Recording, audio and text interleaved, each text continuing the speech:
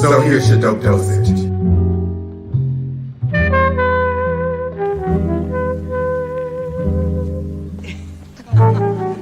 Wow, he's really Yes, he's obsessed. obsessed. Like now you have to show them to me. Come on, show them. You have to show them to Okay. me. Let me see. Hey, what's up, everybody? This is John Patrick and the Dope Ass Dude podcast, and so excited to have everybody online tonight. It is going to be a great show. I am really excited about everybody being here and the guests that we have, and everyone has such an interesting perspective. So I'm really excited about that. And before we get started, if you haven't subscribed to the YouTube channel, make sure you go out, subscribe to the channel now, and then also go out and follow us on TikTok and IG, the Dope Ass Dude podcast. And then also remember, we are here every Monday at 7 p.m. So again, make sure you go and click on that subscribe button and notifications, and then follow the Dope Ass Dude podcast on TikTok and on Instagram. So really excited about tonight because a lot of stuff has happened since the last podcast. Of course, you may have heard about DJ Twitch and the whole incident there, and our prayers go out to his family. Our prayers go out to his family for comfort and so forth. So just really saddened by that news and so forth. And I'm going to bring Cerone out because we're going to talk a little bit before we bring the other guys out. What's going on, Cerone? I'm good. How are you doing? I'm doing good. How are you, man? I'm good. I'm good. I'm good. Another day. Another day. Another day. So you guys are a little bit closer to your podcast launch. How are you feeling about that? You excited? Yes, I'm excited and I can't wait for it to actually happen. I know Serge and I are very excited and we've been doing a lot of behind the scene work, to make sure that it comes off smoothly. And I'm just grateful, for everything that you've done and also for our followers that have been following us and have been giving us the support to get to the next level for the launch January 16th, Martin Luther King Day. Absolutely. And a lot of people don't realize this here, but it is so much work kicking off a podcast. I mean, it's a lot of work. Yes. You're constantly on social media trying to brand yourself, get the word out, and so forth. So they can follow you guys on YouTube, right? Yes, they can follow us. Go to Straight Up Real Talk. Just see my face and search face and just follow us. Or you can go on Facebook. Go to search Cerone. That's all one word. Or just go to Straight Up Real Talk with Serge and Cerone, and we're on YouTube as well. Sorry, Facebook, and then Straight Up Real Talk _ podcast on Instagram, and just follow us there and just give us your support. Okay, nice. So everybody, please go out and support these brothers because when I tell you, if you watched last week's podcast, it was hilarious and they brought up some great points. So I know that I'm going to be tuned in every Monday, well, on the 16th for sure when they kick it Yes, off. So I definitely definitely. would be tuned in on January the 16th, Martin Luther King birthday. So I'm excited Yep. about that. So Ron, you guys had a show over the weekend and you guys Yes. were dealing with suicide, and that's kind of like where I'm kind of actually like piggybacking off of you guys because it was a very good show. So tell us a little bit about that, and about the suicide rates that you guys have discovered, and a little bit about everything about that. Well, based on with this week, well, last week when Twitch died, it really brought up a lot of questions about Black men and about mental health. And not because someone is always happy, always smiling, always dancing, that they don't have a lot of problems internally. And we found out, through talking to Brandon Kennedy, who's a mental therapist, that came on the show that oftentimes it's just deep rooted, it's deep seated, and the rate for men is going up for suicide. It's not often talked about because then you have what is called the toxic masculinity that is oftentimes perpetrated that men don't cry. Men have to be tough. They have to be providers. They can't have a weak moment. And we're in a new age now where it is now socially acceptable to go see a therapist and get the help that we need. And we have to start now to teach our younger boys coming up, especially boys of color, so that when they get to a certain age, then they feel like it's okay to get help. Yeah. And it's strange, we're not strange, but it is a stigma there that, people are afraid of therapy. They are, they fear how they're going to be perceived if they seek out therapy. And so many people are walking around and they have a lot Mhm. of issues and they cannot, they don't have a safe space or feel they don't have a safe space to go and talk about it. And then you were also in the military and you talked a little Mhm. bit about the suicide rate in the military. Is that really high? Oh yeah, because I was doing some research. As a matter of fact, after the show, and it was saying that in 2021, and this is from USO, that over 30,000 active duty personnel and veterans who served in the military have died by suicide, and that is a lot. Over 30,000 people since 2021 have died, and this is dating back from 20 years ago, from the whole 9/11 thing. And then, according to reading up where this on to Mayo Clinic, that suicidal thoughts are the results of someone who's feeling like they can't cope anymore and they have no hope. When in essence, that there's always someone there to help, whether it be a family member, a therapist, a friend. Sometimes you just have to just reach out and ask for help. And then again, also the family members and friends have to know how to recognize when somebody is actually reaching out. Are they taking their showers? Something simple as that. Do they love to work out, but all of a sudden they don't want to work out anymore? Like certain small patterns that you really have to pay attention to, and just see the signs and just try to get help to them as much as possible. Yeah, yeah, yeah. And I think a lot of times, just in general, we take changes in people's behavior for granted. We just think, oh, well, they're not feeling themselves today, Hmm. or maybe they're just tired. And we never ask the questions. And sometimes everybody doesn't always feel comfortable with expressing themselves. That is So, true. That is wow. true. Wow. That's like amazing. 30,000 people. Hmm. Wow. Wow. Wow. Sad. Yeah. Really sad. So did you follow DJ Twitch? Were you like a follower? I follow him, when I was watching Ellen. I've always paid attention to Ellen because of Ellen. I knew he was a dancer and he was pretty much the hype man of the crowd to get everyone dancing in every good mood. So when I heard that, I was like, really? Yeah, and that one really caught me off by surprise. Yeah.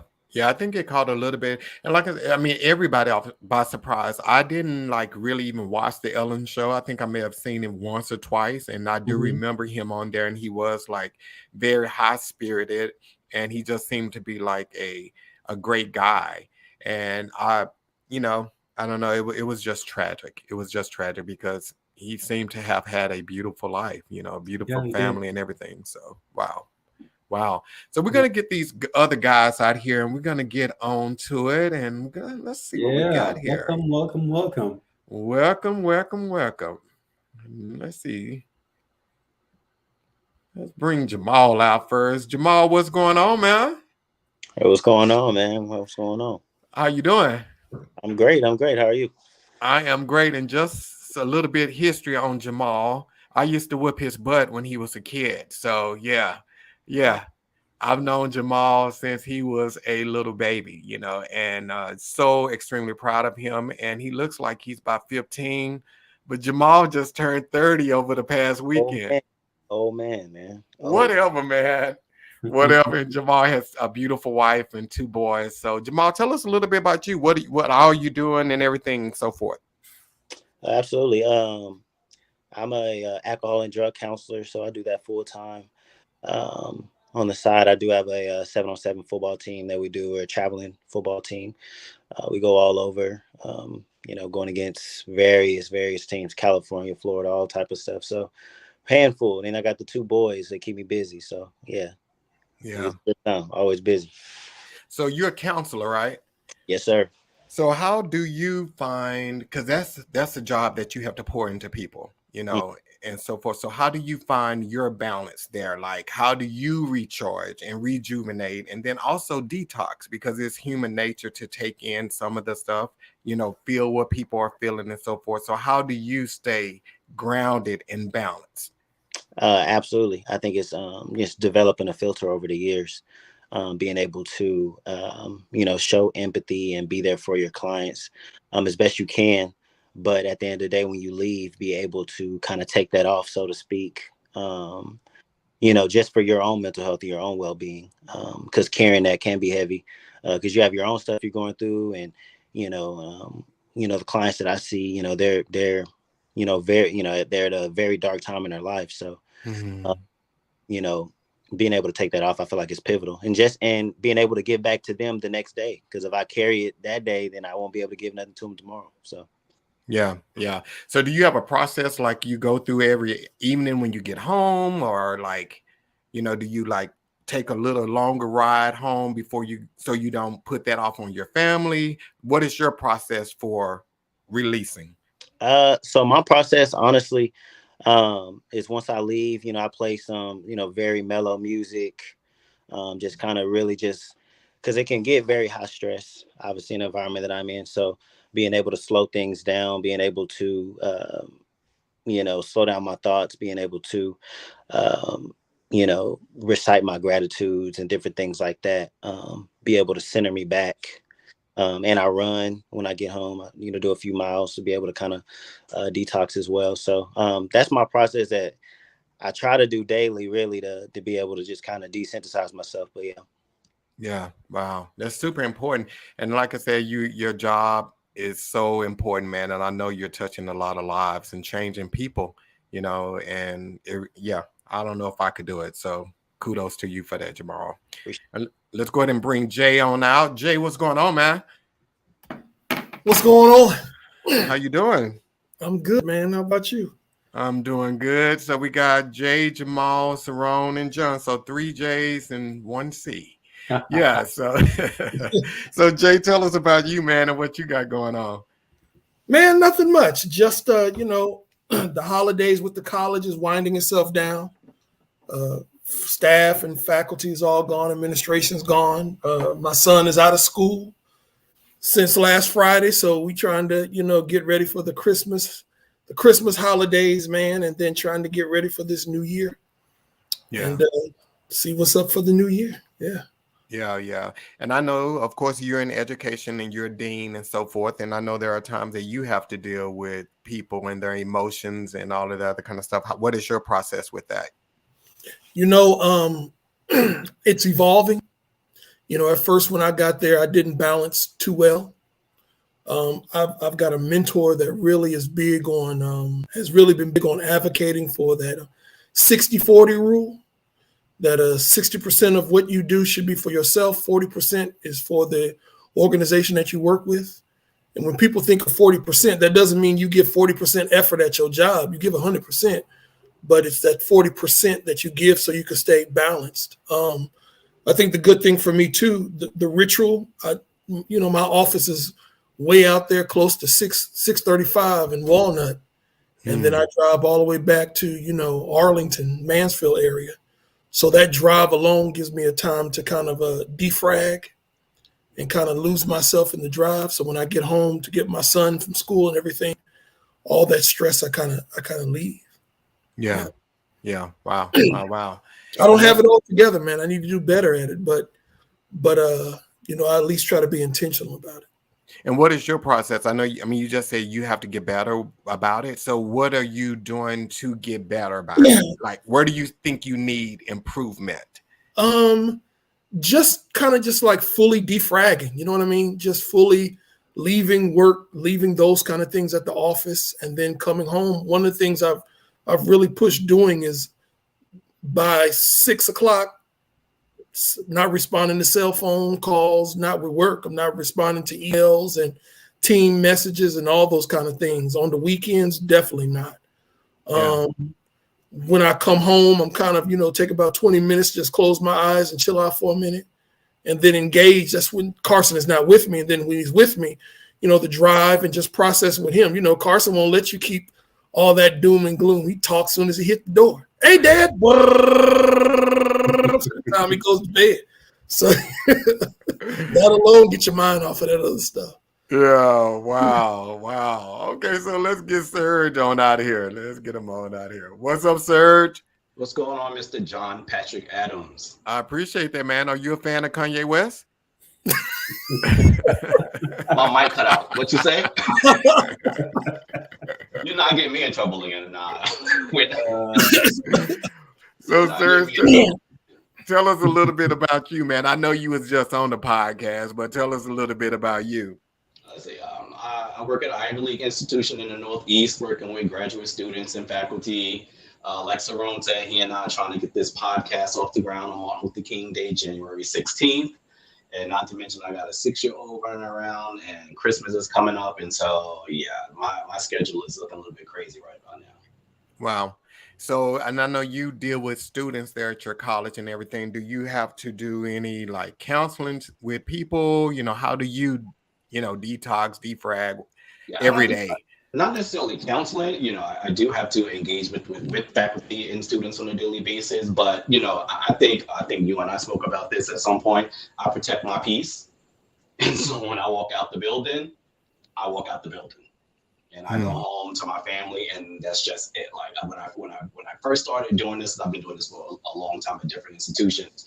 I would come home stressed out, and I would get, I would take it out on my family. When I say take it out, like be upset, not really engage. And then one day I was just like, I'm not doing this anymore. So when I walk out the building, I disengage from that, and when I walk in the door of my family, it's just a different vibe.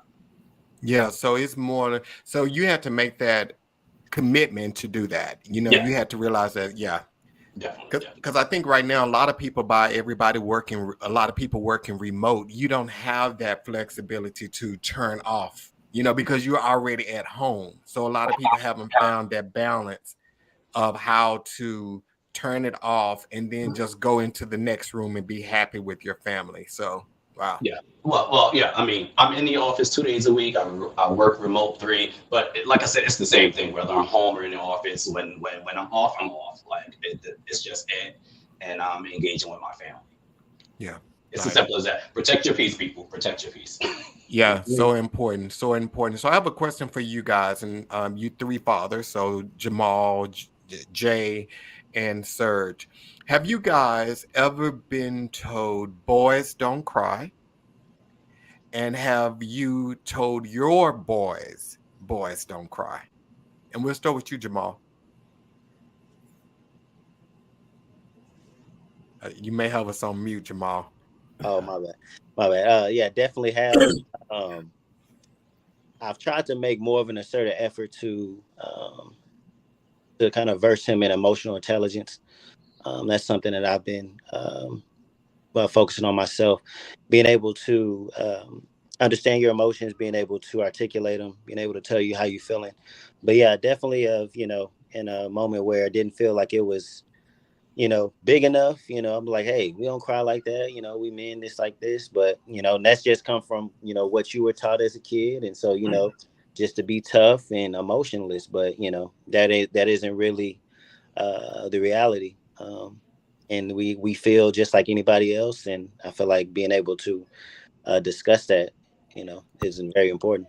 Yeah. So do you think when you were told it, do you think it impact you growing up and how you expressed yourself and so forth? Absolutely. I think for all of us, it affects us, in various ways as far as communication. We don't really talk about how we felt about something, how we're affected by it, our response. It's always stoic, right? It's always, oh, I'm good, or, that didn't affect me. But it typically does more than we know. Yeah. And how does that impact your marriage, or did it impact your marriage? As far as you talking about the emotion part? Yes. Yeah, I think early on, if something was out of order or something was happening that I didn't necessarily, like or something, I would just kind of stomach it, just because, just going along with, dudes don't cry, they don't complain either. So. Wow. Okay. Well, good. Serge, what about you? Have you ever been told dudes, you boys don't cry, and have you told your son that? Well, I was like a quiet kid, so I didn't cry that much. So my mom didn't have to tell me not to cry. But like looking, thinking back and looking at my family members, oh yeah, that was like a common thing, right? If you fall on the ground, it's like, be a man, first of all. Like, so you're telling a 6-year-old to be a man. They're not, they're a little 6-year-old. And, don't cry, boys don't cry, toughen up. I heard that, growing up my whole life. But luckily, my mom never told me that. As far as my son, I try not to tell him not to cry.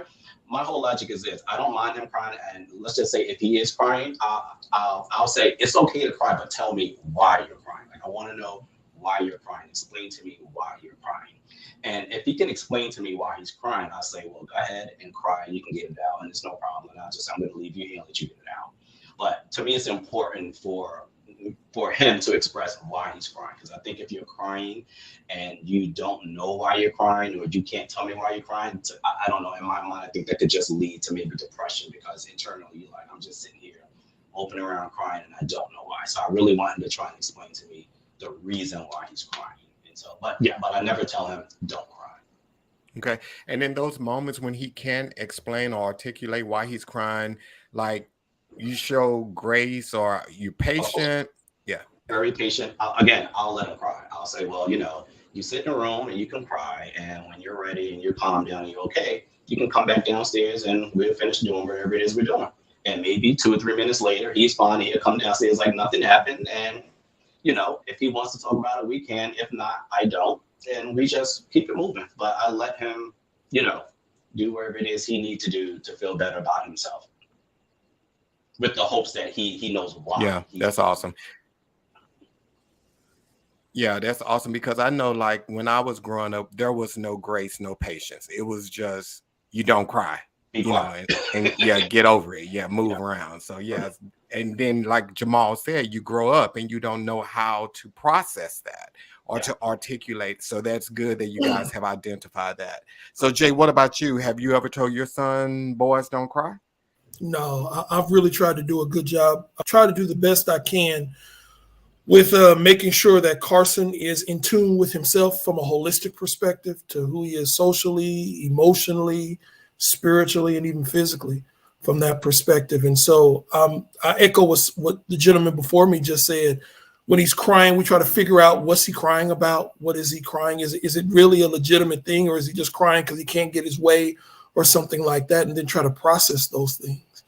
It's funny that my mother's a clinical social worker, but at the same time, we didn't grow up learning too much about how to put those feelings into proper space as well. It was just, don't cry, you got to be tough, toughen it up, We were we were say it with your chest before say it with your chest became popular, And then the perspective of moving to the military as well, it kind of accentuates that perspective of toughness in a sense. Yeah. Don't try to, put your mind somewhere else. Don't cry about it. Don't be too much into your emotions, and it kind of feeds into that. And so in my own life, I had to, kind of learn to be in tune with that emotional side of who I am as well, and try to find some balance between the Scrabble-winning word I just learned, between my amygdala and my neocortex. Nice. And I mean, that's really good that you mentioned the military, because I wanted to ask Cerone that. Like, so have you ever been told boys don't cry, and then transitioning into the military where you're expected not to cry, I guess, in some regards? How did you, like, have you ever been told that, and then how did you transition into the military? So yes, I've been told that, boys don't cry, you need to man up. Put your feelings to the side, and do what you have to do. And transition that into the military. You are, it's, I wouldn't say you're taught, but it's a culture that you don't show your emotions. And if you do happen to show your emotions, you do so not in a way that you see tears, but you would do so with how you express your thoughts. So you put that aside. So if you're having a bad day, or let's say someone for you died, you can't come to work and be sobbing. Not saying that's written down that you're not supposed to do it, but then if a guy does it, then they look at you like, "What's wrong with him? He's just a softie, or he's acting feminine or acting girly or something like that." And then other people start to, look at him funny. But it's expected of a female, if that happened, that female can cry because females are supposed to be emotional. So, and that also bleeds into depression, where someone cannot express themselves. And in the past, it was frowned upon if you would go see behavioral health. In the past year or two, um, the Sergeant Major of the Army, Sergeant Major Grinson, had came out and said that the same way how if you need help to budget, you go to financial help. If you need help with your credit, you go to Army One Source. So now, if you need help mentally and emotionally, where do you go? Then you go to see behavioral health, and that shouldn't be a deterrent on your record to say that you can't get promoted and you can't go to any military school. So now the culture has shifted and changed for the most part, but you still have those who are of the previous mindset that boys and men cannot cry.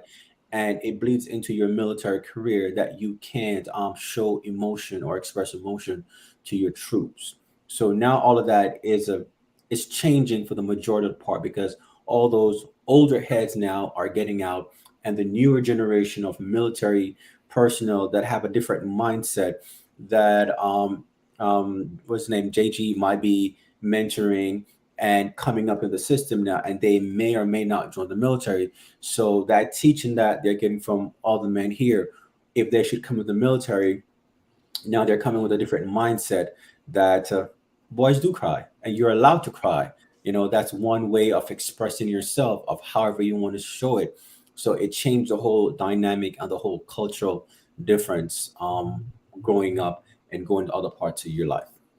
Now, let me ask you guys this here. Do you think as men, we provide a place for men not to cry, but be vulnerable and talk about different things? Do you think as men, do you guys offer that to your friends? Or if your friends came to you whining a little bit, would you tell them to man up, get over it? Or would you sit there and listen to them and let them express themselves?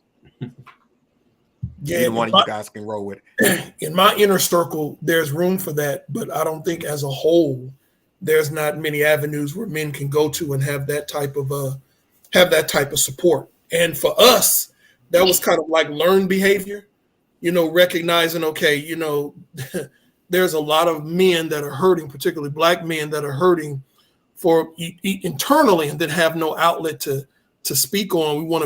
We for each other want to be that kind of place, that safe place where we can kind of emote, but that's not normal anywhere else. I haven't found that anywhere else, not even church. John, if you really think about it, John, the only place that you get that vibe, but you don't get that content, if that makes sense, is the barbershop. When you go into a barbershop and all of the guys are in there and they're having a good time and they're talking about, like, they're not talking about their feelings, but they're talking about their life. They're talking about, what girl this, what to this, and how they did this and all that. That's the closest that guys get to like discussing their life and their feelings with each other. It's kind of like inside of a barbershop. Yeah. Wow. And Jamal, I think you were about to say something. Yeah, I was gonna say, I was like, I'm kind of like Dr. Adams here. Definitely, you're gonna find that often. It's very rare. So yeah, I know with my group of friends, they're more of a tougher group. But I feel like more for me lately, I've been more of kind of like, hey, like, how do y'all feel about this? Like, just trying to be, a kind of rhyme or reason, because we're not supposed to be tough all the time, and I feel like it's just we can be emotionally honest, so to speak. Yeah. And what about you, Cerone? I think this is where, well, to answer your question, no, I don't see it often, because we're in a culture where it's kind of socially unacceptable for men to show emotions, and especially when you're showing emotion um, to another male, sometimes that can be misconstrued as a lot of things. And some men are not secure in themselves to say, you know what, my friend, my best friend, my cousin can confide in me emotionally and I can be there for him, or my best friend can do that and I can be there for them. But this is also where um, one needs to be aware of the being emotionally intelligent on how to know how to perceive that. Whether you're an educator, you're a football coach, you're a professor, you're in the military, and especially if you're in a leadership position, like tapping into your emotional intelligence, that is an important asset to be a leader. And that can make or break you as a leader, and it can definitely help when done correctly to those who you are mentoring. And that's why mentoring is also very important.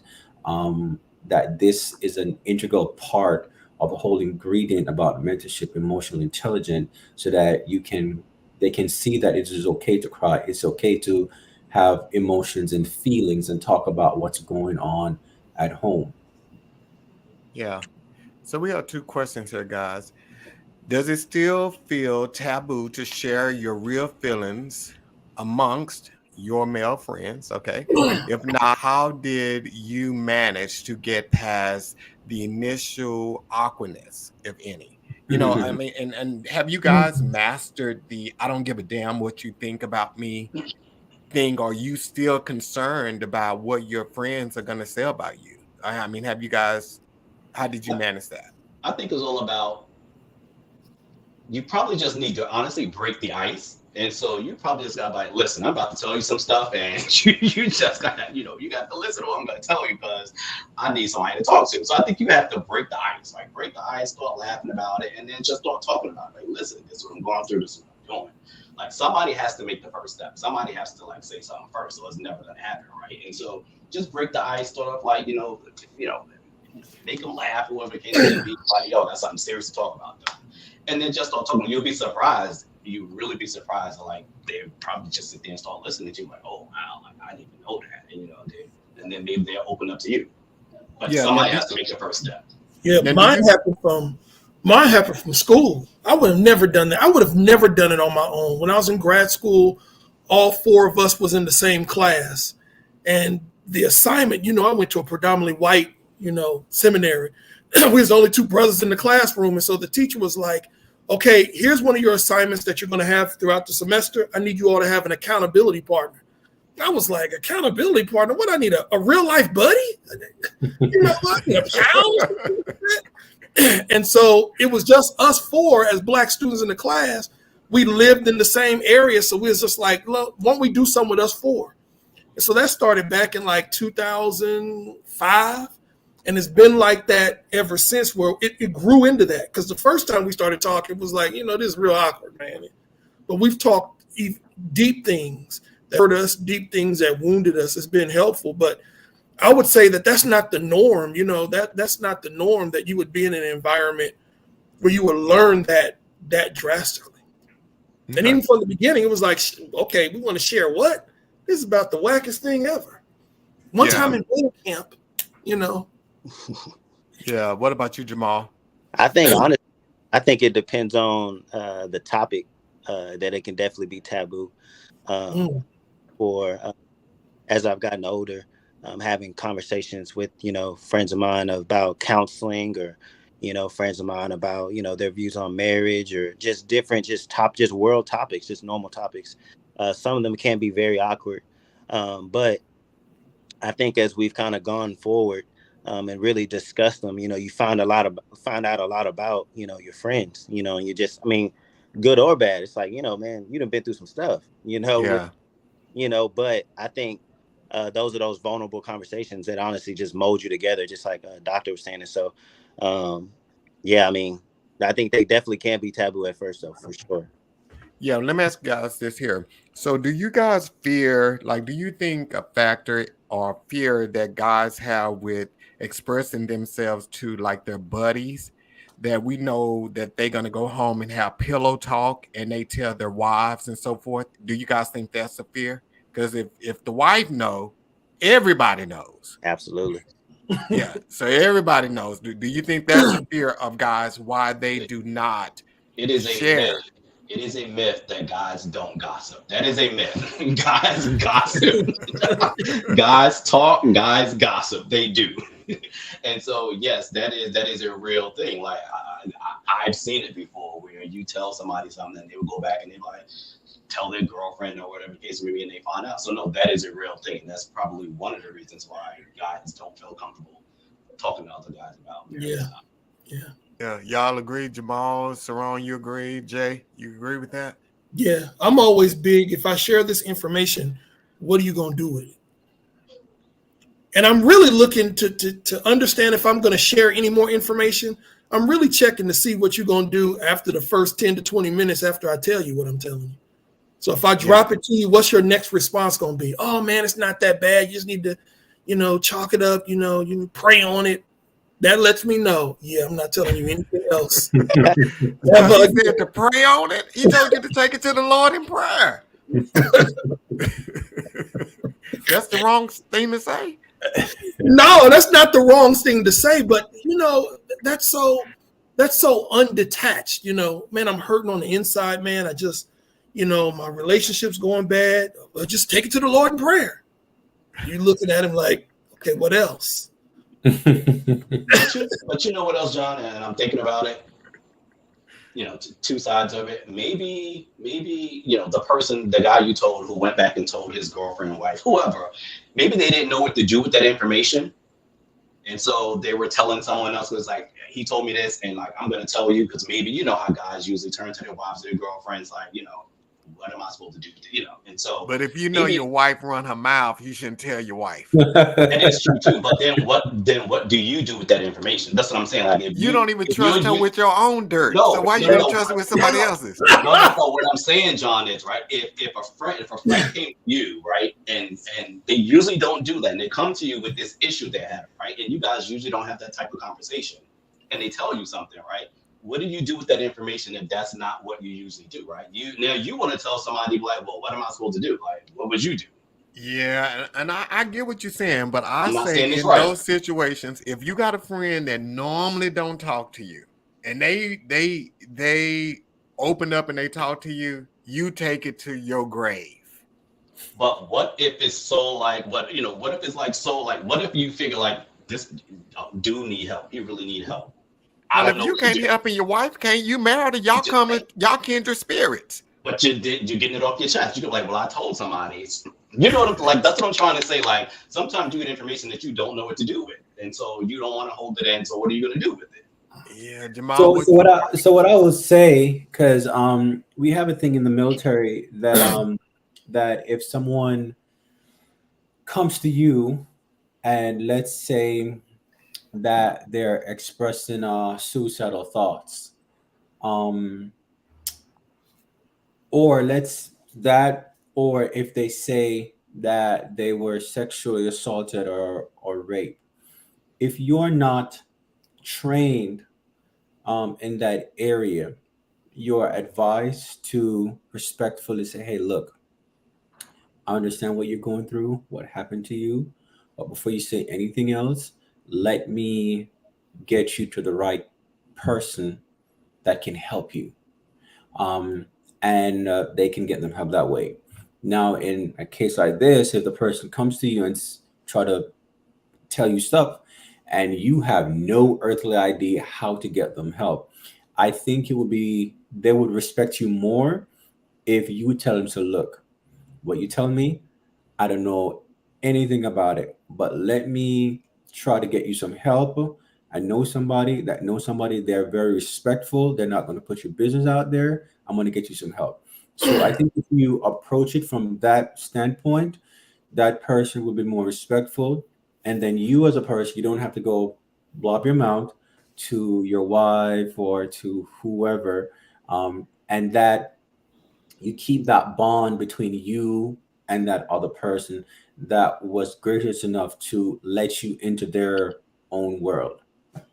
Exactly. I agree with you, Cerone, because Serge is gonna go home and tell Shaniqua, No. and Shaniqua gonna say, No. "Hold on a Listen. minute." She gonna be in the bathroom texting her homegirls. What Yeah. my podcast partner said sound good and real and it sound real good. But we're talking about guys who don't have this type of conversation, who don't know what to do with this type of information. They're not gonna. Most of them are gonna be like, I don't know what to do with this information, and they're gonna want to tell somebody because they're not gonna want to hold on to their information, not knowing what to do with it. So that's what needs to be figured out.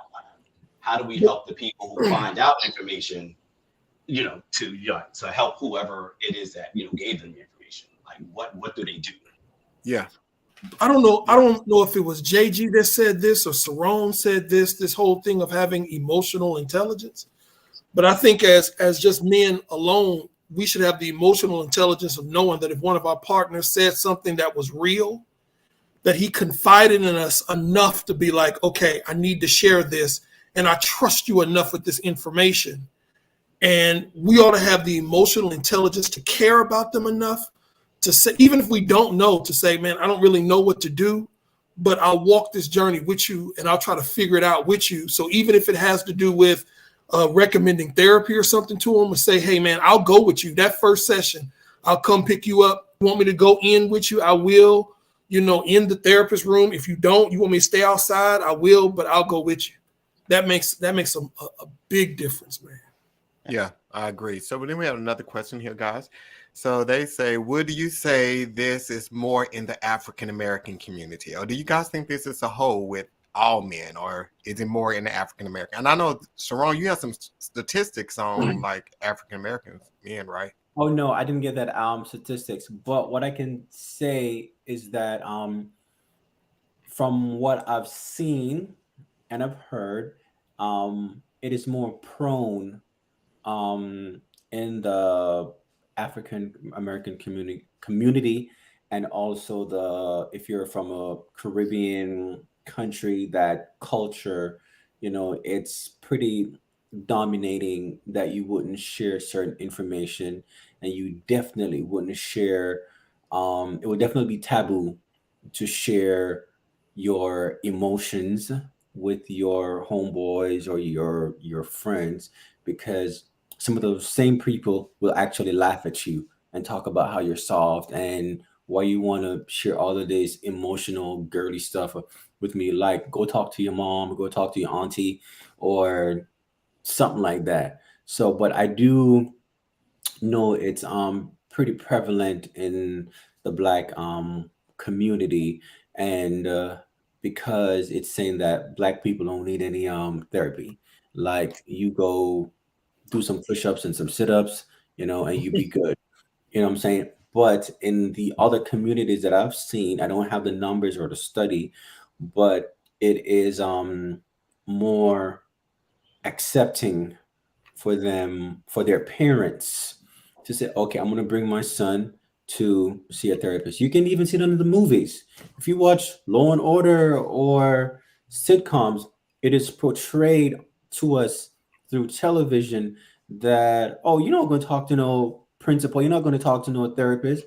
But in the same sitcom or movie or Law and Order, SVU, you see, what, my son is going to talk to a therapist because he needs help, because he's emotionally unstable, or whatever. So it's more socially acceptable for other ethnicity, more so whites, to do it versus people of color to go that route. Yeah. So is no one gonna actually say why it's like that, why we're like this in the Black community? What's that?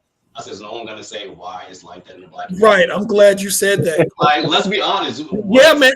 Look, man, I don't know what it is. I don't know if it's whether our culture is not patriarchal. I don't know if we just ain't nobody listening to Black men. I don't know if the perspective of people think this preconceived notion about us anyway. I don't know what it is, but I know with the times that it's difficult to share with people, I'm always wondering, not the sharing of is not the issue. The issue of what advice are you going to give me to cope with this the next day? I mean, I'm gonna listen to what you're saying. I'm gonna have this advice, but then the next day I'm gonna go to my office. I'm the only black person in leadership around in my area. I got to deal with all this kind of stuff on a regular basis. You might go home and you have issues with your wife, your spouse, whatever. What am I going to do about this for the next day? And how am I cope with this tomorrow, then the next day after that, then the next day after that, and the next day after that? And so with me, it's been the difficult time sometimes to share feeling is, you'll give me something right now that makes me feel good. Give me the candy now. But when the sugar high, dies off, then what? John, this also goes back to what Cerone and I were talking about last week on our podcast when we called it, when it was like, are parents unintentionally damaging their children, right? And I always say unintentionally when I talk about that, because we were just talking about the whole thing about, boys don't cry, toughen up. But one of the reasons why parents were doing it, especially, brown parents, is because we didn't get treated the same way out in the world. Right. So they needed to toughen us up to make sure that we were tough enough to handle what was out there. And so when they say, toxic masculinity is higher in the African American community, that is one of the reasons why we've always had to deal with a lot more than anyone else did. We had to be tough. We couldn't cry. We couldn't show any emotion, or, we would get ran over more than what we already were. Yeah. And so that's another reason why the stats are higher in our community. Jamal, what you think? I mean, I think just historically, just like you guys were saying, I think historically we haven't had that wiggle room to be able to express those feelings. I think it's always been, well, he can handle it. I think that it kind of goes back. It goes back to the quote of just because I can carry it doesn't mean it isn't heavy. So, I think that that's just been a thought process that's been going on for generations, that black men, they can handle what's going on, and even you can add more and more and they can still be okay. That's just the reality. So okay. John, So can I say one last thing, John? Absolutely. Women. I was just about to bring that up. We need you to stop. Yeah. We need you to stop saying that your man has to be tough. Your man can't cry. Yeah. My man can be showing emotion. My man needs to be tough for the whole family. Like, because, okay, you're a man and your husband, whoever, is tough for the whole family, but now who's helping him, right? If he's tough for you and the kids, who has his back? Right. And that's one of the problems that need to be addressed. Women are going to have to start doing their part into it if they want men to stop, But that it goes both ways with that, because women they do want a tough man, but then when it's time for them to support him, they're lazy and they will say, "Oh, he doesn't need all that." I did not. I said it. Women are selfish. They're selfish in most cases. I'm saying it. So women are selfish in most cases, and then they're also lazy, and they do not want to put in the work for that. So they will sit up and say, "Oh, well, my man don't need that. He's not that type of dude," and they don't even know they man. They don't even know him, because you ain't taking the time to ask him what he needs, the type of support he needs. They just hide behind that whole stereotype. Well, that's not what a man wants. How do you know? You never asked him. So do you think that's a cultural thing? Is that cultural? Yes, I do. Absolutely. Expectation. So I got a question. I know this ain't, I just had this question to ask because it came to my mind.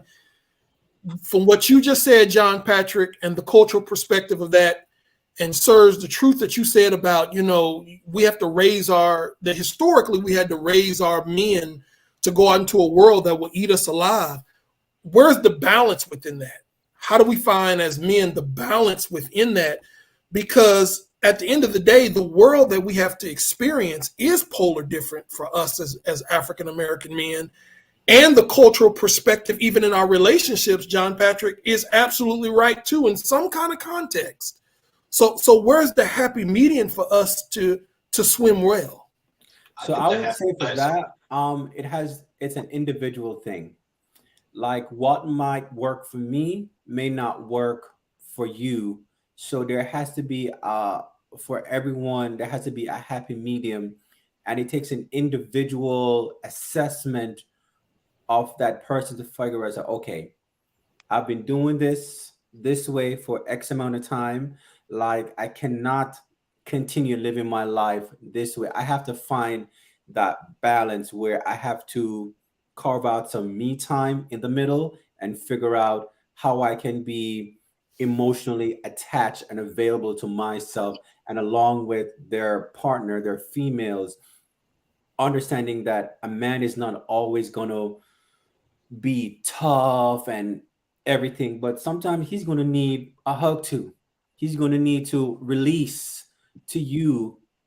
And when he's releasing to you, don't think that he's weak for doing that, because he has the world on his shoulder, but who's going to help him when everybody is coming at him at 10 different times? Because as we all know, that in order to survive in this world, you got to be twice as educated, you got to be twice as strong, you got to be twice as tough as nails to go out there and deal with everything that the world throws at you, especially if you look like all of us on this podcast. Right. Exactly. And I definitely commend Tiffany. She says she encourages her son to discuss his feelings. I mean, that is amazing. I mean, if you are encouraging him to talk with someone, if he doesn't feel comfortable talking with you, I think that's amazing that you're doing that. So yeah, kudos to you for doing that. John, Okay. it's one other quick thing I want to do before we move talk about regarding this also. I don't think we talk about enough with toxic masculinity and health. I have so many family members who men who don't even go to the doctor when they're not even feeling well, because they're like, oh, I'm fine, you know, like they want to show that they're tough, right? And the next thing you know, they have to have a limb that's cut off because they had diabetes and they've had it checked out, or heart attacks or stroke. I think that's also part of sorry, I lost my train of thought. That's part of it also. Yeah. when you're not going to the doctor because you want to appear that you're tough, and so that's something else that we need to like look at more closely. Tammy said, I don't want my man to be rough and tough all the time. Please tell me how you feel and show me your emotions. Okay, well, good for you, Tammy. That's rare. Okay. That's rare. Tammy want an old softie. There you go, Tam. So okay, so discussions like this is okay. So it's really, really good. The door to balance, and then so what? Let's see here. Well, we got a lot of comments here tonight, guys. Give it to the Lord. Yeah. Jay, you done cut your friends tonight. You said if they tell you to pray about it, you like, I'm out of here. Jamal, do your friends tell you to pray about it? They be like, oh man, you good, man. It's just you just going through something, you be all right. You know, they real short with it. It's like, nah, it's a little bit more than that. Okay, so in those situations, you continue to press it, you continue to get it out, or do you just move on to someone that will listen to you? So when I see that, or when I view that, I'm like, okay, I need to move on. Let me change the conversation.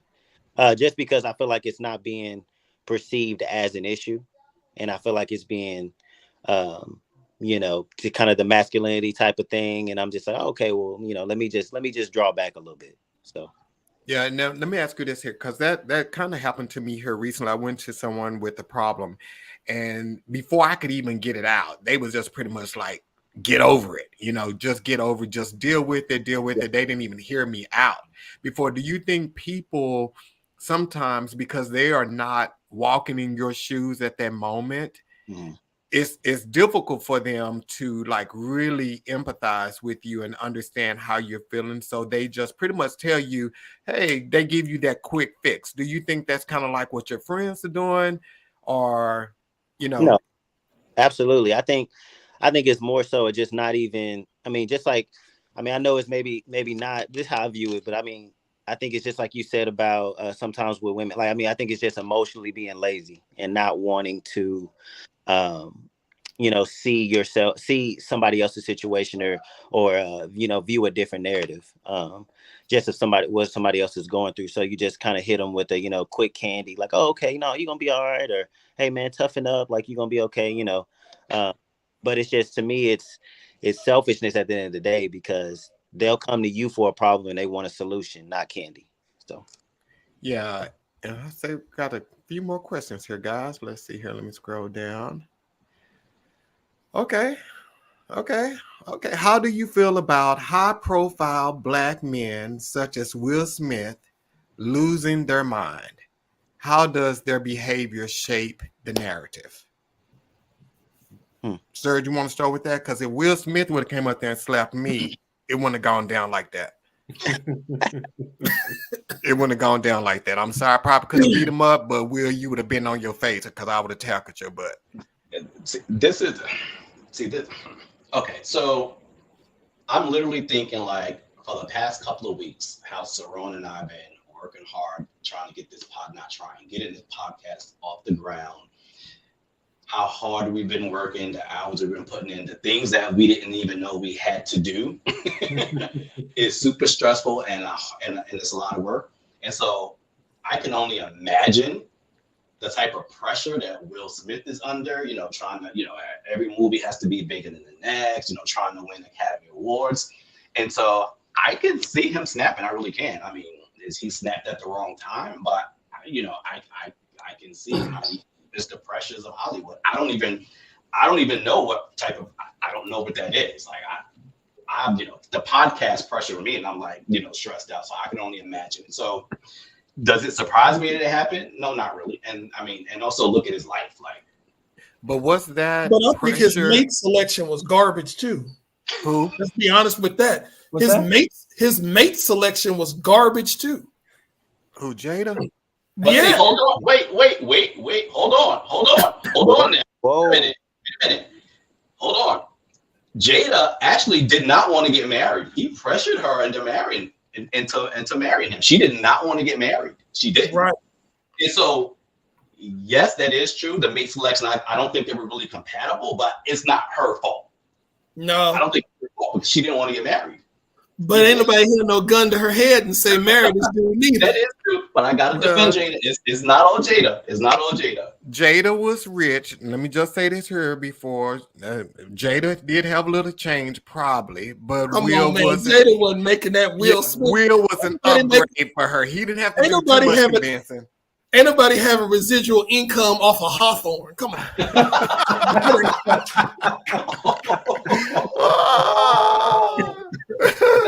We're not doing Jada like that. Nope, we're not doing Jada like that. But okay, so and I do get what you're saying, Cerone, about the pressure and everything. But I think the whole Will Smith thing at the Oscars too, they have no respect for that institution. They picked them, they boycotted them before, so they have no respect for the Oscars. So I think when he did that type of stuff, to me, that I was so disappointed in him for doing that. So I don't care how upset you get, you do not place your hands on anybody. I don't care how, and then you did it on TV for other people to see it, and then you humiliated Chris Rock publicly like that. If that would have been a white man doing a black man that way, all hell would have broke loose. But we made memes about it. It was funny because it was Will Smith doing it to Chris Rock. That was a disgrace. I can't do Will Smith because of that. That was just disappointing. I got a couple of buddies that played like one to play professional basketball and then one played professional football. And they told me this real statement. I didn't even know this about a couple of years ago. They said, man, within the first 3 years of being in the league, we went and got counseling. And I said, why? He said, man, you got to think about it. The last job that I had before I started playing college sports was McDonald's. Then the next time you get paid, it's these millions of dollars. He said, I'm from my small town, Marion, Indiana, small place. He's like, man, look, dude, my whole life trajectory changed. I was in front of the public on a regular basis. I'm in front of people on a regular basis. I'm making money on a regular basis. I'm under this huge microscope. It's stressful. And I have to have someone to talk to. So when it goes back to that Will person, just looking at Will's life and what's around him, he should have had someone that he could relate to and someone at least for some therapy that he could go to. His children are off in some sense, His marriage is kind of awkward in some sense. Yeah, I get it. Okay. Yeah. Oh, okay. I think we need to show Will some grace. I'm sorry. Like non-brown folks have done things 10 times worse than this, and they're forgiven. And that's why we hold him at a They higher. move on. But that's the problem though. We should not, it shouldn't be that way. It should not be that way. He could have pulled that man over after the show was over with.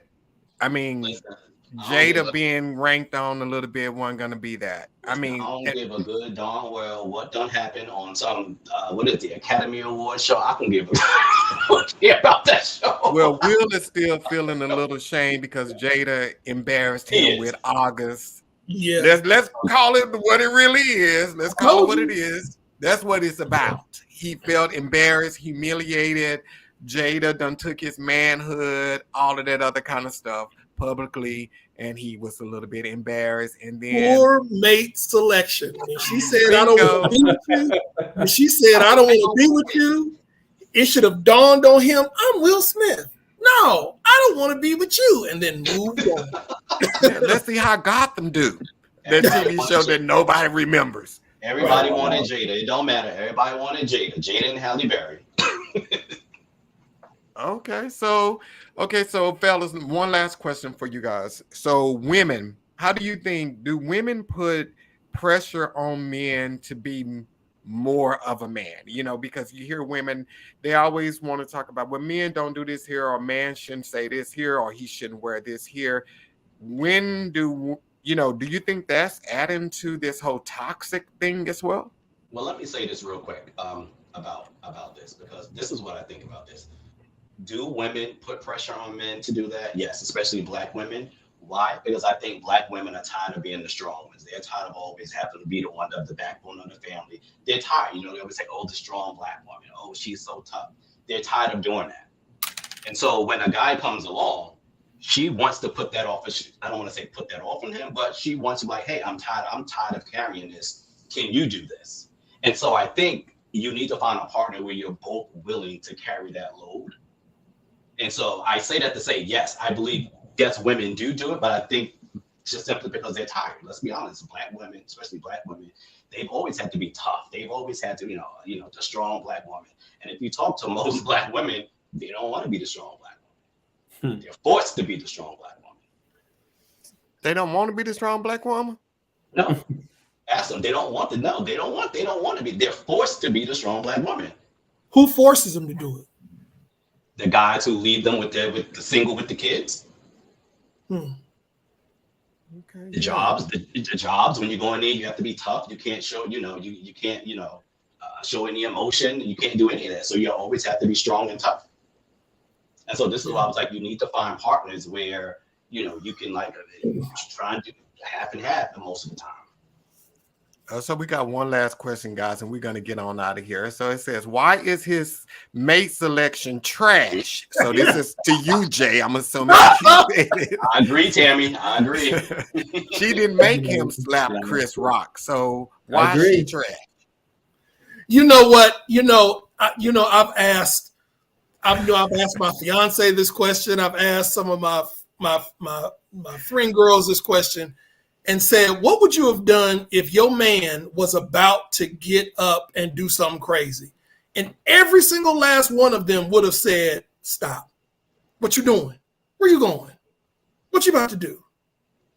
Jada should have said, look, this Gotham residual income and this Hawthorne residual income and this movie I did with Keenen Ivory Wayans is not enough to make you do this decision that you about to make right now. Baby, for the state of our family, I need you to sit down. She should have been like, where you going? That's Black woman strength. Where you going? What you doing? Don't make this decision. You about to make an emotional decision. Sit down. But do you think she knew, Jay? Do you think she had well, I guess she probably saw that little twitch in his eye because he probably was twitching a little bit and knew something was off. But do you think she knew he was about to go out there and slap Chris Rock? First of all, I don't know, but we're talking about Jada, not Halle Berry. Jada Pinkett Smith set it off. Woo! Like we ain't talking about Halle Berry. Jada is about that life. So she was like, yeah, go up there. She wanted him to go up there. What are you talking about? We're gonna pretend like she didn't know what he was. She was nodding her head like, yeah, that's right. man. We know who Jada is. And he Oh, Okay, so if you in the comment section and you agree with Jay that Jada is trash, put yes in the comment section real quick. Let's see. Jada is not trash. Not moving, Jay. So you're going down, buddy. Find Jay. His name is on the screen. No, but dudes, this has been amazing. I guess Jamal got disconnected there, but this has been amazing. Thank you guys for coming on the podcast. And then also got some great news before we get off here. So next week's guest. So, well, first off, the guy who's supposed to be here tonight, want to send a special shout out to him. He wasn't able to be here tonight because he is a food critic, a culturist, and he is in Canada. And he is at a dinner, covering a dinner that the first African-American winner of Top Chef Canada. So he's doing awesome. that tonight. So that is like pretty phenomenal. 7-course meal, he says. So we'll see him in January. But I am really, really excited about next week's podcast because a songwriter that I've known for a long, long time, he's going to be on the podcast. And he has a song on Kanye West's CD. Yes. So I'm excited about him. His name is Jeffrey LaValle. He's an amazing songwriter. So we've all sung his song at church. Hallelujah, salvation and glory, honor and power. I'm not going to sing it, but that's the song. And he's going to be on here next week. So I'm excited about him. And we'll see if he likes Kanye. I'm quite sure he do every time that royalty check come through. King Kanye. Yeezy. Yeah. But thank you guys for tuning in tonight. We will see you next Monday. So make sure you come back. But if you haven't subscribed for the Dope Ass Dude podcast, make sure you click on that subscribe button and then also click that like button on the podcast for tonight. And then also go and subscribe to Straight Up Real Talk.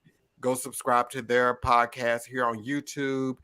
They are also on Instagram, Straight Up Real Talk _podcast on Instagram.